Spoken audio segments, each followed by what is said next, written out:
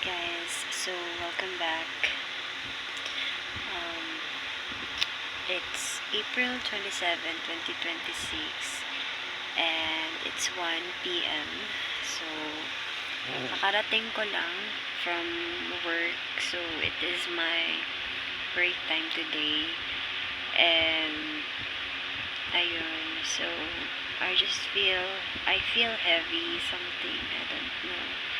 I don't understand sometimes, but there's one thing that makes my heart, heavy.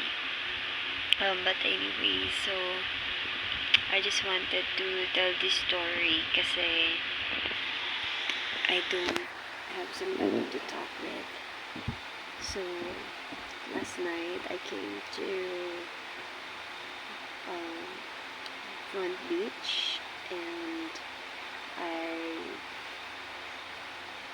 I was there for how many hours? 9, 10, 11, 12, 1, 2, I think almost 6 hours, very long time. And that's the reason why I feel like very tired right now. And I really wanted and I really need to sleep. So, yeah, ano ba yung isi-share ko? Parang walang destination na inaano ko. But anyway, so, ayun na guys, kagabi, umalis ako mag-isa.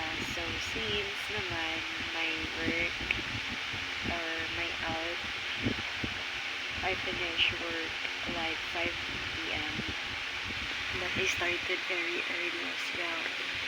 And when I came here, I have to charge my phone.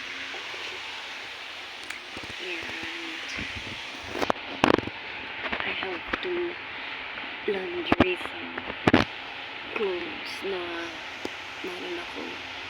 So, yeah, yun. Nilaundry ko siya lahat. Not lahat, but just, few. Kasi nakapaglaba din ako the last few days. So, eto na nga yung storya. Last night, I was in the Front Beach. And, ayun. So, meron din sila na awarding for boat show. And, it says how many hours. Probably, I was there for 6 hours. Imagine guys, after work of almost 12 hours, the 6 hours. So, very tired.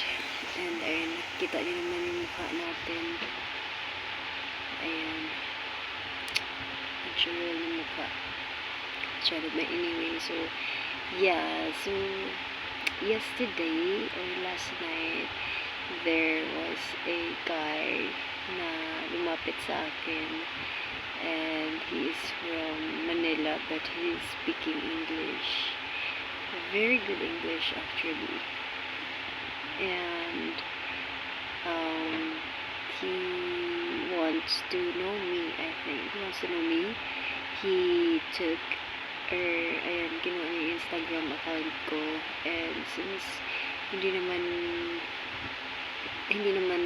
okay na you have to ignore, so ayun nga, I talk with him in a nice way, and he gave his, he followed me on Instagram, and that's it. So pinakalala niya din ako sa parang friend niya lang daw na babae. So they told me that they are just friends. So I think parang the girl, Marga, the name of the girl. So parang feeling ko parang pursue niya siguro ako or something to ask my account, so we will have a connection and pwede kami makapag-usap.